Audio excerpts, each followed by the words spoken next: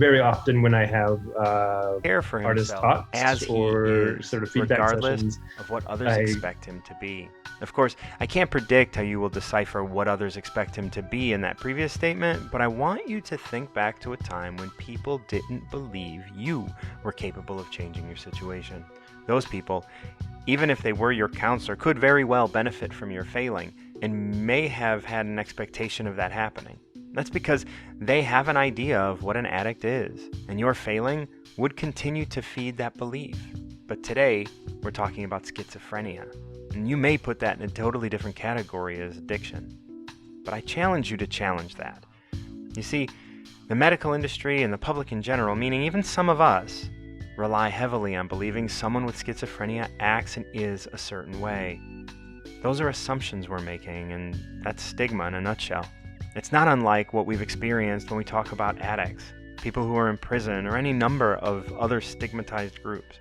I hope as you listen, you're going to see the parallel conversations that can be had between Matt, who is vigilant about having control of his mental health, and the other guest I've had the pleasure of speaking with on this podcast. I'm not even sure how to start this conversation. I don't even know, I guess we could start, when did you get your diagnosis? And, what did that do for you? What did that inform you about? Because, again, you're not coming from traditional addiction background, but you're coming from a background of mental health diagnoses, if you will. I mean, I don't know how else to really describe it, but what is it where did your journey start in terms of recovering from? See, so I was diagnosed with schizoaffective disorder in 2005. So it was 15 years ago that the diagnosis came. Right. Now, recovery was probably before that. Okay. Because, things were going downhill before that. Right. In order to finally get to a place of diagnosis, there was... And what was going downhill? What were you noticing that you were aware of that was like, oh, this is getting bad? I started noticing more hallucinations. Okay. Those were happening. Anxiety was tremendous, and as well as the paranoia that kind of accompanied the anxiety. So some extreme paranoia. Down to sitting in a room where I was working at the time and realizing that the room was moving, and that probably wasn't real. Right. Now, what did you do to deal with that? What did you do to deal with that? Like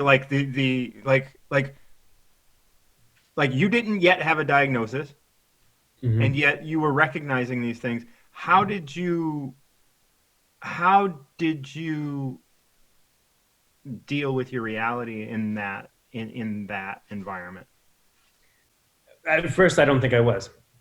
Okay. I think it was trying to go about as if this was all normal. And it was for you. And yeah, the perception is that, this is all very much real and happening.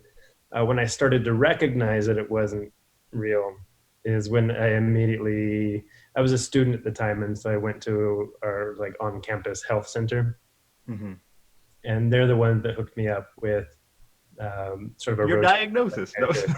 Yeah. They immediately got me in, and there was a doctor on campus, a psychiatrist, who very quickly jumped in. The diagnosis, the first diagnosis was bipolar. Okay. And then it changed as my circumstances became more nuanced. Okay. Things changed a little from there, but ultimately, most mental health diagnoses are fairly flexible. Right. They do that on purpose, don't they? Yeah. So I'm interested in talking about the mental health industry with you and your journey of recovering to. What are you recovering to now? What are you looking forward to in terms of understanding your place in life today? I see myself working toward unemployment. Oh, Um, good. Yeah, that's I had to work toward that. I I'm mean it, actually working towards unemployable. Like that's what right. I mean it perhaps in the sense of that the dialogue that I'm trying to bring about is no longer you don't need the prompt anymore. It becomes a natural part of society. It becomes the thing that is no longer stigmatized, and so my role in what I'm doing is no longer completely necessary. So I'd say that my work right now is confronting those things and working towards how do we talk about mental health? How do we make it acceptable? How do we share the experiences that are actually much more commonplace than we know Mhm. in a way that hopefully I don't have to do this for very long. And so tell me, where was the demarcation for you as you understand it, from recovering from to recovering to? Like, when did you realize that, like, that which you were being told was not your story, but yours was very unique and individual, and you had to move forward towards that? Yeah, I'd say the difference between recovering from and recovering to probably happened, uh, I want to say 5 years in.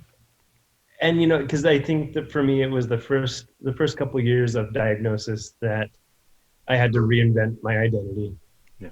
around the diagnosis, Mm-hmm. because that becomes this new, I don't know, they kind of destroy the foundation you thought you had and build a new foundation, and then you have to start building on that. And then about 5 years or so in, I'm starting to realize that foundation is only like a fraction of my experience, and And can't not coming from you completely, yeah, I right? can't adequately let that hold the entirety of my structure. Right. uh, there's no way for it to. And so it began, and it began actually quite specifically when I started making artwork about it, and people were confused. Why are you talking about this? What do you shouldn't be talking about this. And Right. everything in me was saying, no, this is very much what I need to be doing. So there was a pretty dramatic shift there. Yeah.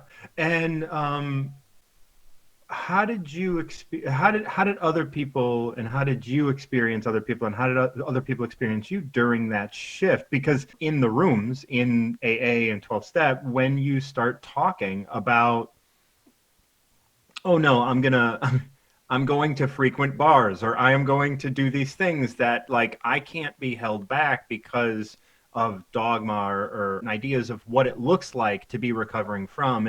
And when you're recovering too, like, there is a, well, I have to venture outside of this and explore me. And so how did that sort of, how did you experience others, and how did you experience others experiencing you, I suppose I should say?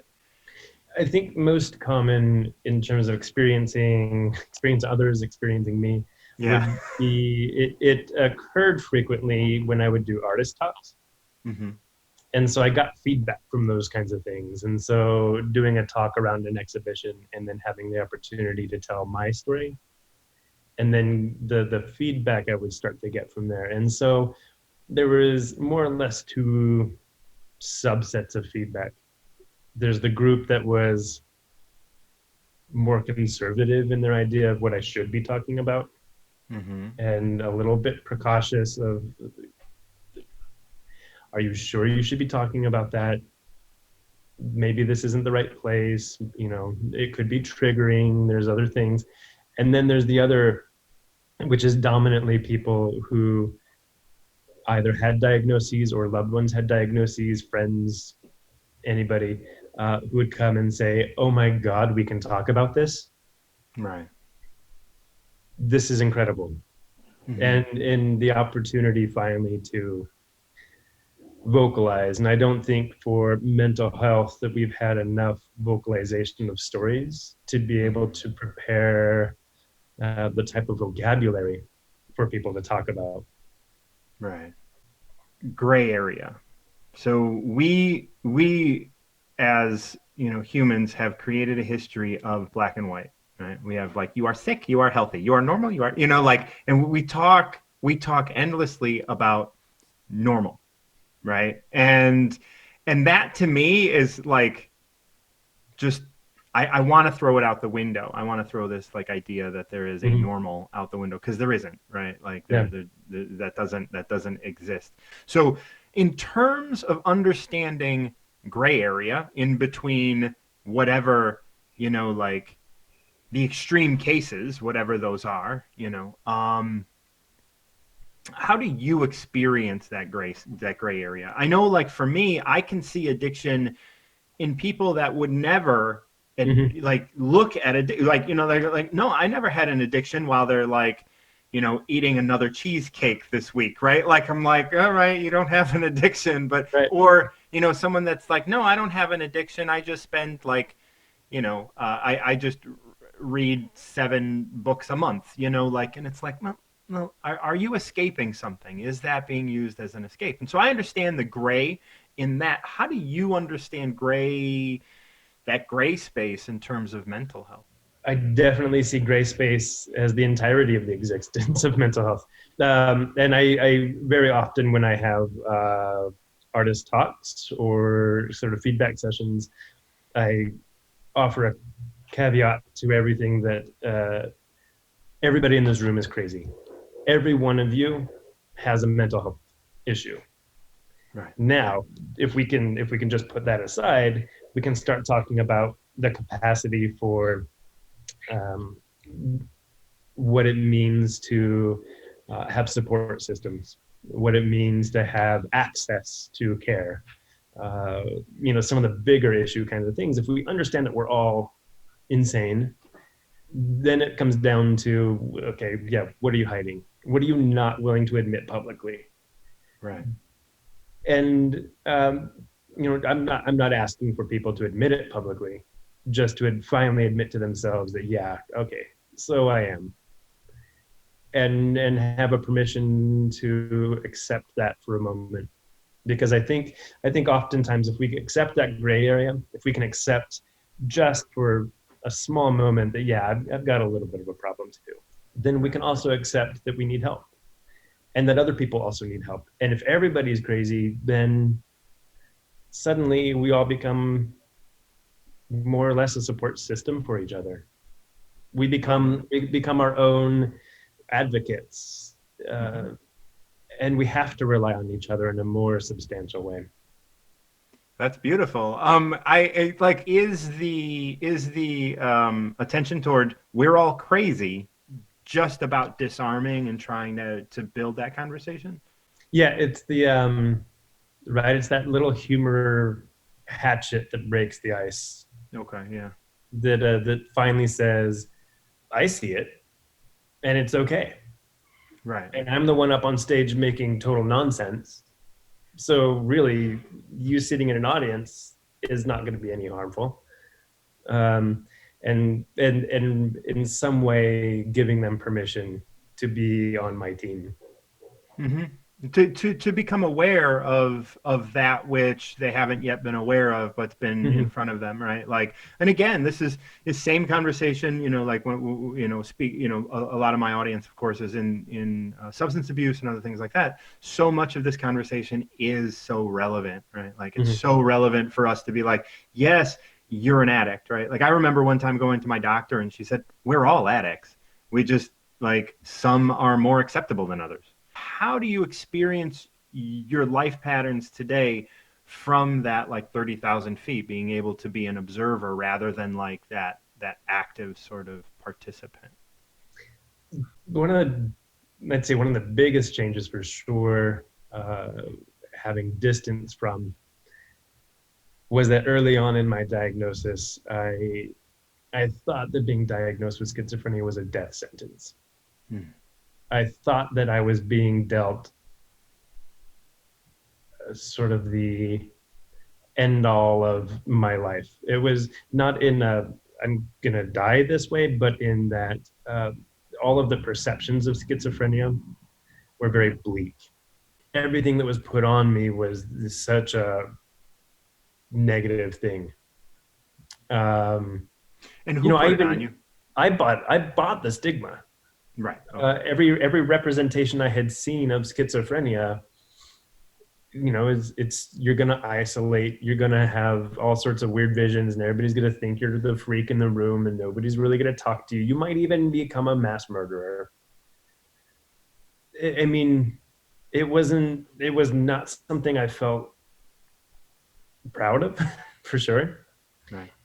So now having some distance and starting to recognize that instead of the attributes that I had been assigned, that the what people put on me was what they wanted me to be, so that they could fear it still, because it wasn't them.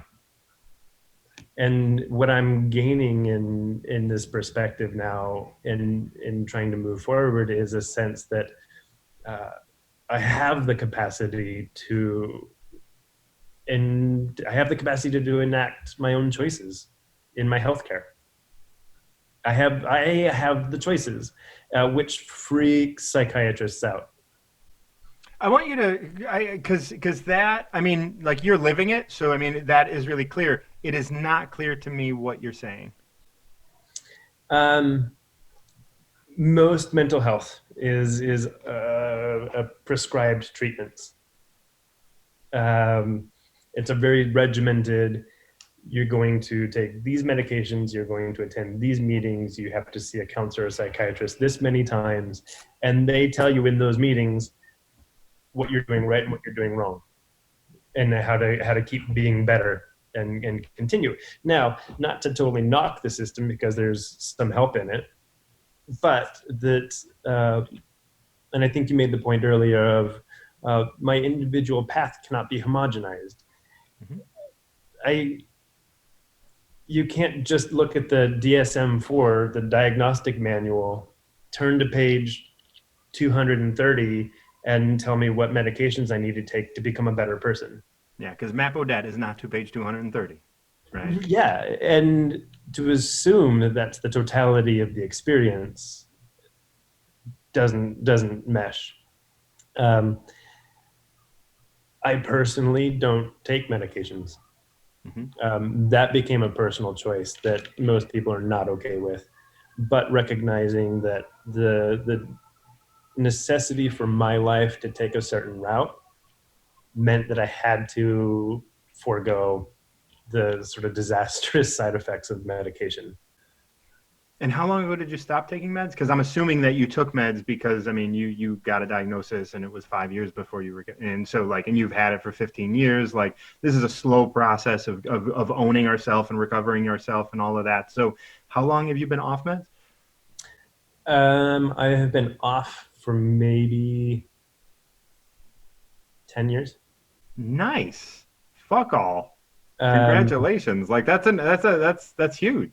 it's a big deal. For a long time, I wouldn't talk about it You wouldn't because talk about not being on meds. not being on medication. Hmm. Everybody fears the schizophrenic not on medication. Right, right, right, right. Um, And if you want that cut, you can let me know and I can I do it. actually don't mind. At Okay. this point, I don't mind. Partially because we have to understand that there are non-medical models for treating mental health, serious mental health, Right. and that recovery or healing is possible without medication. Now, that said, I think it also has to be presented with the fact that medication can be necessary. Oh Some yeah. people absolutely need it, and so I'm Hmm. not anti psychiatric Mm-mm. medication. Mm-mm. I am just making that choice for myself and knowing what I personally need to be the person that I want to be. Right. And you know like and we're on the same line because like and although it's not mental health, I got diagnosed with multiple sclerosis, and as soon as you get that diagnosis, you're on meds for the rest of your Yeah. life. After 1 year, I got off, and I would not tell somebody that they should get off or they can't use it or they shouldn't use it and whatever. Like, nope, it was my choice. That choice was made on an individual basis because I understood my body and what I was asking for. So, Yeah. like, I knock on wood, haven't had any problems since then, and I deal with my MS in a number of different ways, which includes meditation and Yeah. diet and like being Which are around good exactly the people. same for me. Yeah, all of these things, like and with those things, I felt in my body that the best choice for me Mhm. was not taking meds. Now, if you're telling yourself like I don't want to take meds and continue taking them, that is that's going to cause a little jarring in your system because again, you're Mhm. not listening to yourself. You're not like, but on the other hand, if you're like, well, he did it and I can do it, and then get off your meds, that's going to Yeah, cause a and I jarring in think, the system. yeah, I think that there's a huge responsibility if you're making that choice. Yes. You have to be extraordinarily honest Mm-hmm. with yourself, and what is actually happening. Right. Yeah, you can't lie. If you're going to lie to yourself, you're going to have the sort of relapses, the moments where you fall back into that psychosis because you weren't listening and being honest. So it's an extraordinarily tricky and Yes. difficult area to live at first, but I think if you come to terms with personal honesty, you start to build a new, powerful sort of foundation for yourself. Like the power that we talk about when we talk about like really recovering yourself and recovering to something is that like that that connection to Mm-hmm. all that you are, that and that connection that you have with others and your body and yourself and your soul or whatever, however we look at it. um what were some things you thought were never going to change in your life but you're finding like that they're just falling away and changing? I've always had uh, a nonconformist bone in my body. Mm-hmm. So I don't know that I've actually had much that has fallen away because I've always assumed that it just gets better.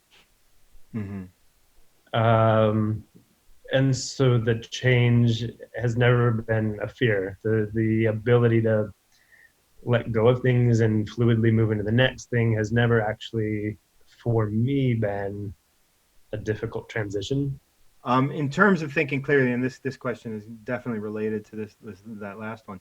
Um, every I mean, if we take stock every year, we are thinking more clearly every year, unless we're on a path of lying to ourselves or destruction or whatever. Like, and then we don't take stock in are we thinking clearly? Are my thoughts actually my thoughts, or are they coming from somewhere else? Right? Like, how do you face that day to day, or how do you face that in terms of like what thoughts are yours? How do you know that you're thinking clearly? Like, and how are you? What is your relationship to thinking clearly? This is a funny question for schizophrenia Yeah, I'm realizing that. because the sense of reality is entirely fluid. Um, and so I have had to come to terms with um, not everything's real, Hmm. and that's actually totally fine. But I've also I have a career that allows for an expression of that reality to occur in an environment which is productive and useful. So I can present this information and say, here's this experience. Now I can back away from it and actually question it and talk about it Hmm. because I put it out and it becomes a physical reality of its own because it now is embodied in a visual or performative aspect of something. And so I can experience that. Art also has the conundrum of ever like what's ever original. Right. We're at the point in art history where we're questioning originality. And so I think too, to examine it from both the artistic and the schizophrenic or mental health perspective, to say there's permission in not having to be original. It's a quest for authenticity. I can not be original, but am I at least being authentic to myself? Right. Right. And so knowing that, okay, so I might be having delusions and maybe hallucinations, and they might be rooted in, um, I don't experience this, but just as an example, maybe it's rooted in a TV show or a movie that I saw, and I'm having hallucinations regarding, the situation that I saw. It's not original. It's not necessarily, um, maybe not even be unique, but how do I address it in a way that is authentic to my own experience? And it comes back to the honesty, right? How honest are we with ourselves about, kind of that environment that we build around us that says, does this experience actually hold weight? If not, I can still experience it, but I have to know that it doesn't hold the weight that I thought it did. Right. I can give myself the permission to have hallucinations, to have delusions, but if I know what they are, they don't hold power over me. Right. Right. They're not pulling the strings. Mm-hmm. I can experience it for what it is and then move on with other things. Mm-hmm. So there's an aspect to that, I think, that more or less answers your question. Yeah. And we don't answering a question is like questions are just there to kind of spur and move conversation. Prompts. It's not.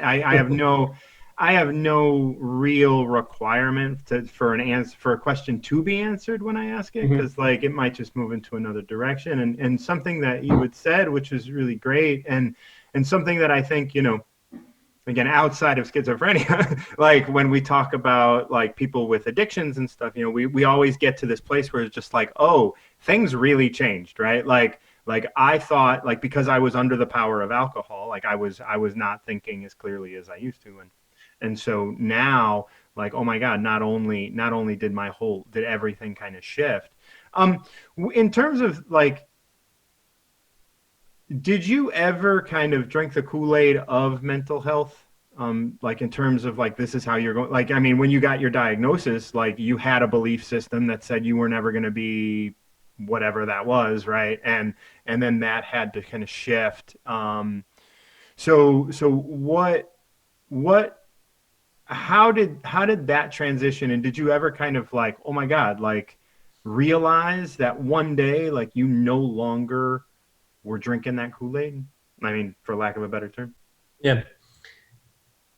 I think there were a series of things that I noticed along the way.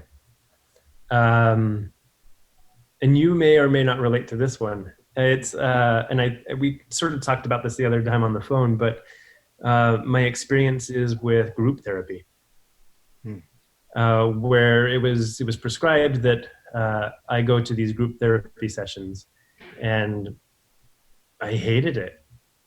It wasn't an environment that felt like what I needed. I would sit with these groups, and it was often, there wasn't much structure to them.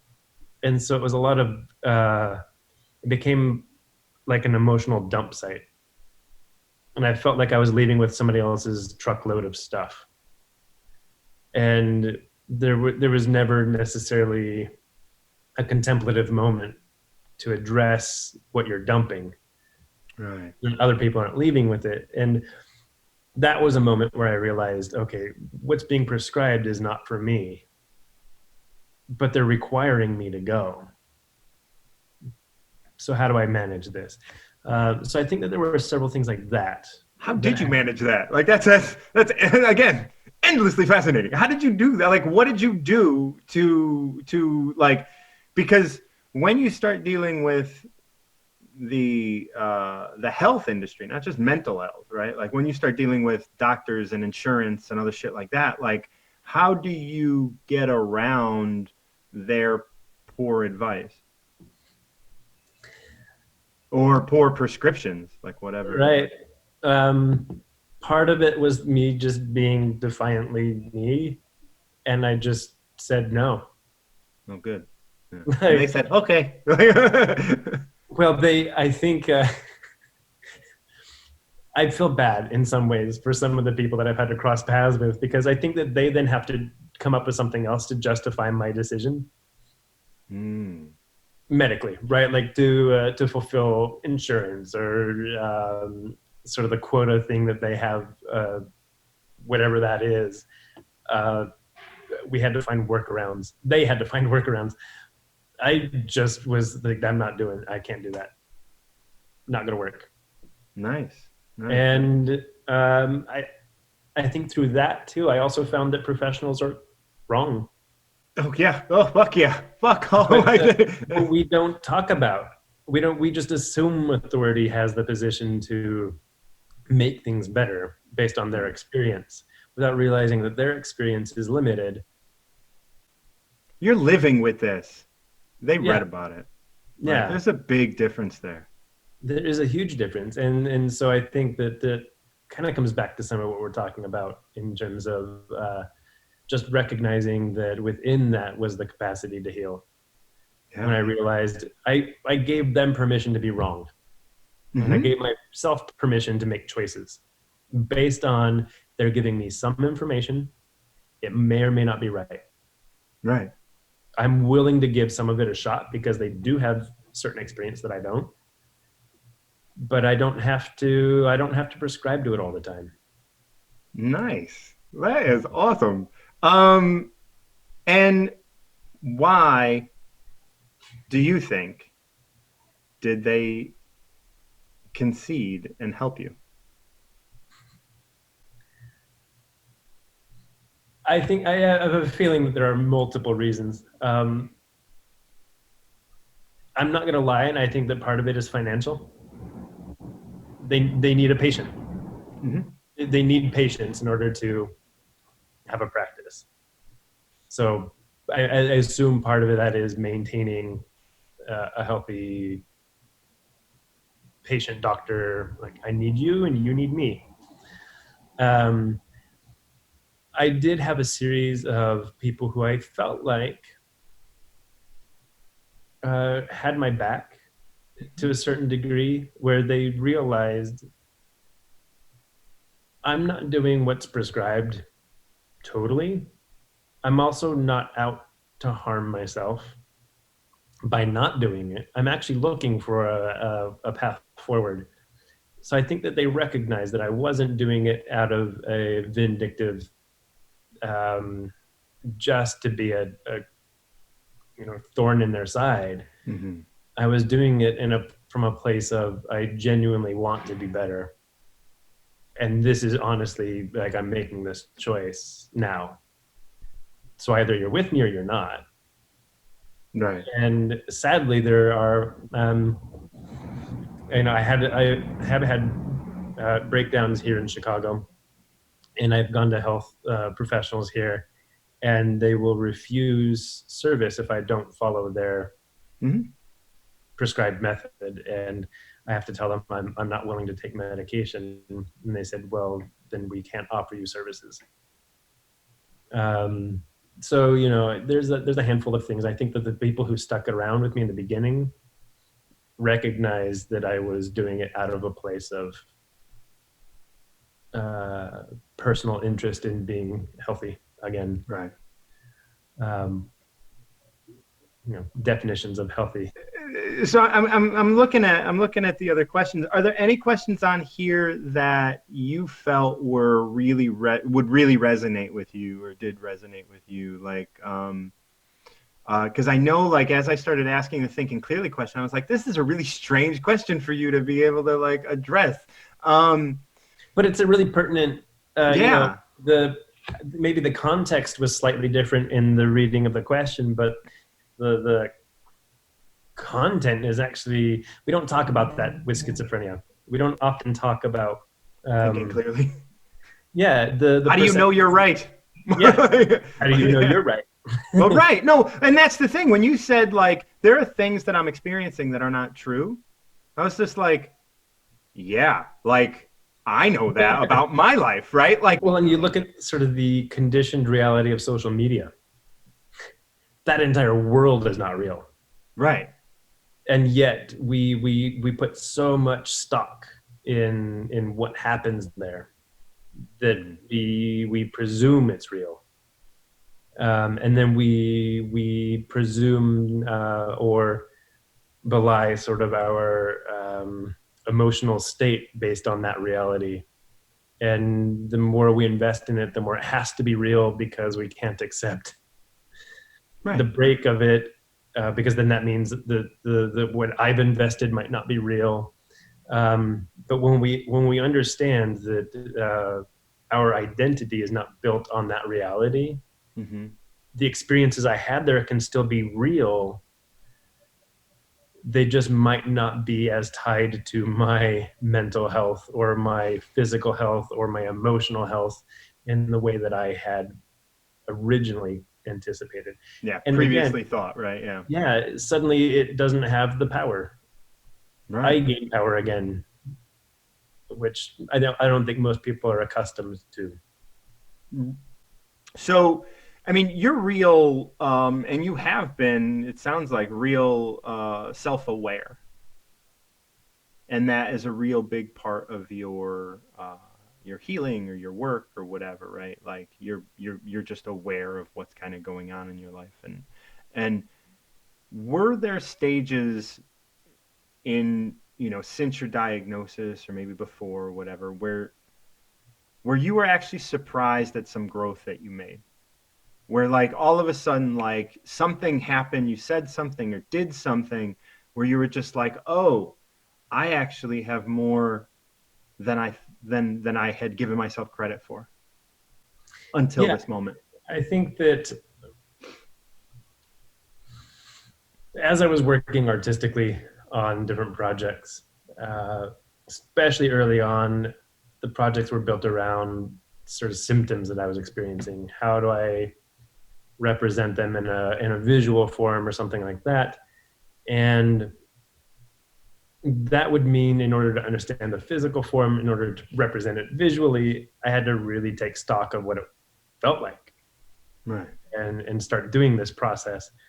And it wasn't until a bit later on that I recognized that having done that led to an ability to recognize the symptoms before they happen. And suddenly, again, when I start to feel a specific thing in a specific part of my body, I know that's going to be anxiety. And now I have to catch it early. And now what do you mean by now you have to, or now you can, or what's the if I don't want to slip into a state of anxiety, which leads for me to paranoia and then hallucinations, I at that point need to say, I'm going to back away socially. I'm going to take some time to myself for a moment so that I don't start slipping on this, slope that leads to other things, which eventually may or may not mean I lose control over sort of the physical aspects of what's going on. Is this something that you think will never change? Or is this something that you expect to change? I don't imagine it will change. Okay. Only because it is sort of the physical presence of something in my brain. Like it doesn't necessarily change. I think that what ends up changing is my ability to understand it, which then gives me tools like recognizing the anxiety before it becomes a bigger problem for me.